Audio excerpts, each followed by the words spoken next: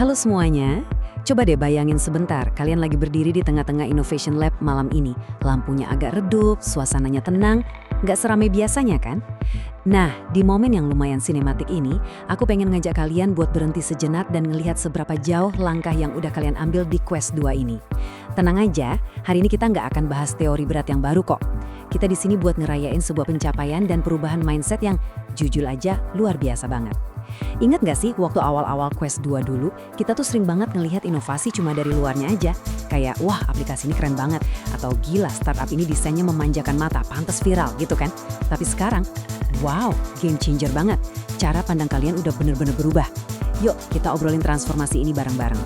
Kalau kalian lihat layar di depan, itu bukan sekedar kumpulan tugas kuliah loh. Itu jejak transformasi kalian. Ada peta behind the innovation, ada coret-coretan berjam-jam di Paint Gain Value Canvas, sampai catatan refleksi dari kasus nyata di dunia industri. Dulu, mungkin kita cuma sekedar jadi penonton pasif yang gampang kagum sama fitur canggih atau angka download yang fantastis.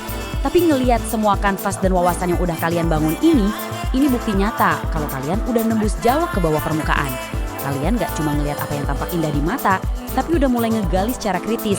Sebenarnya apa sih yang bikin sebuah produk itu benar-benar punya arti dan nyawa? Nah, ini yang menarik. Coba kita bandingin dua identitas ini lekat-lekat. Di sebelah kiri ada pengamat produk, dan di kanan ada pembaca nilai atau value decoder. Tantangan final di Q 2.0 ini tuh sebenarnya semacam momen peresmian kalian nyebrang dari kiri ke kanan. Kalau cuma jadi pengamat produk, ya pertanyaannya paling mentok di, desainnya bagus ya, atau fiturnya ada apa aja nih. Tapi, sebagai seorang pembaca nilai, pertanyaan kalian itu sekarang udah jauh lebih tajam. Kalian mulai mikir keras, tunggu, produk ini dibikin buat siapa sih? Masalah nyata apa yang sebenarnya lagi diselesain? Manfaatnya apa? Dan kenapa produk ini bisa survive atau malah tumbang di pasar? Ini bukan sekedar nanya ya, ini adalah sebuah lensa baru yang bakal merubah cara kalian melihat inovasi digital selamanya. Dan mindset keren ini kan nggak muncul gitu aja semalaman ya kan? Semuanya kebangun step by step. Coba kita rewind dikit perjalanan kita. Waktu mulai di Q 2.01, kita udah sepakat kalau inovasi itu bukan cuma soal bikin produk yang kelihatan keren. Terus di Q 2.02, kita sadar kalau di balik layar setiap solusi digital, itu selalu ada manusia dengan segala keribetan dan prosesnya. Masuk ke Q 2.03, ini yang paling bikin sadar. Fitur itu ternyata bukan value. Value itu manfaat yang beneran dirasain sama pengguna. Lanjut di Q 2.04, kita belajar kalau sesuatu yang viral itu belum tentu sukses, dan kegagalan juga nggak selalu kiamat kalau kita bisa belajar dari situ.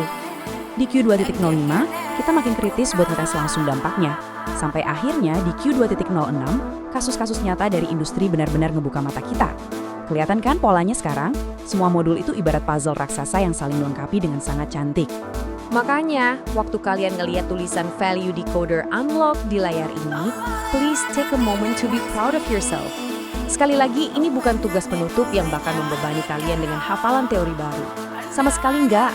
Ini justru waktunya kalian narik napas lega, ngunci semua pelajaran mahal dari 6 modul kemarin, dan dengan bangga mendeklarasikan transformasi kalian.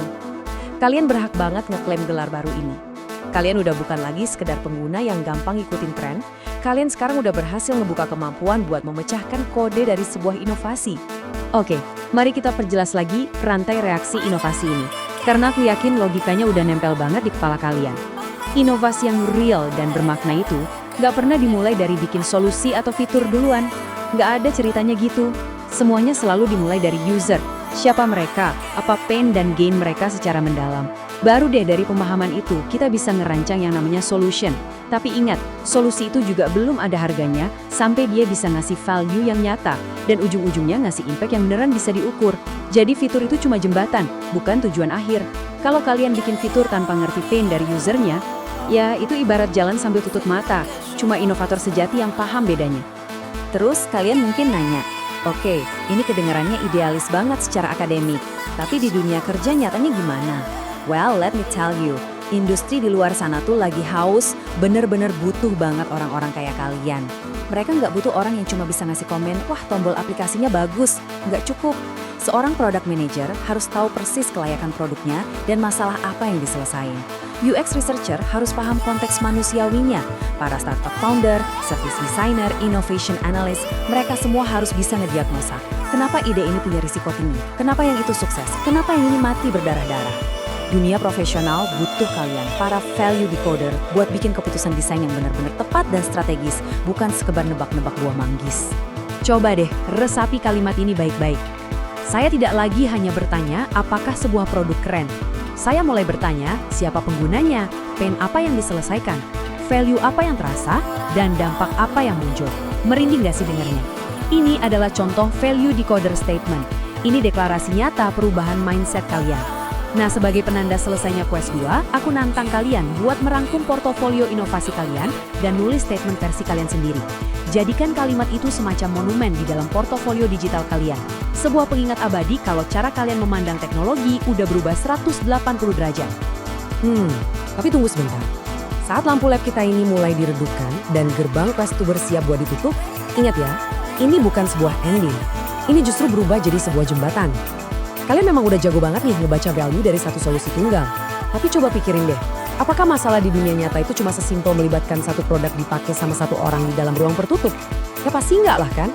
Dunia di luar sana itu super kompleks dan saling bertabrakan. Jadi ada pertanyaan besar yang lagi nungguin kalian di depan sana.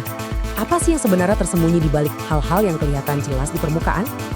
Dan pertanyaan itulah yang membawa kita ke gerbang selanjutnya yang mulai menyala di kejauhan sana. Quest 3 Beyond the Obvious. Di Quest 2, kalian udah dapat kuncinya, yaitu cara membaca nilai. Nah, di Quest 3, kunci itu bakal kalian pakai buat ngebuka pintu raksasa menuju kemampuan baru, melihat sistem, seeing the system. Di balik satu masalah aja, itu ada jaring laba-laba yang kuat banget. Ada banyak aktor yang terlibat, ada aturan main, ada konflik kepentingan, sampai hubungan sebab akibat yang seringnya nggak kasat mata. From reading value to seeing systems. Ini adalah level evolusi kalian berikutnya. Dan jujur, ini bakal seru banget. Jadi, sebagai penutup sesi explainer kita kali ini, aku pengen kalian bawa pulang pesan kuat ini. Don't just admire innovation, decode its value, questions its impact, see the system behind it. Mulai hari ini, jangan pernah puas cuma dengan rasa kagum. Jangan berhenti cuma di urusan fitur, dan jangan berhenti cuma di level produk. Kalian udah ngebuktiin kalau kalian bukan sekedar pengamat, kalian adalah pembaca nilai. Sekarang, ambil napas dalam-dalam dan bersiaplah buat melangkah lebih jauh, buat melihat sistem raksasa yang menggerakkan masalah-masalah di dunia ini. Pertanyaannya sekarang, saat kalian melihat sebuah solusi digital hari ini, sistem tersembunyi apa nih yang bakal pertama kali kalian sadari? Pikirin itu baik-baik ya. Selamat atas pencapaian luar biasa kalian, dan sampai jumpa di petualangan Quest 3.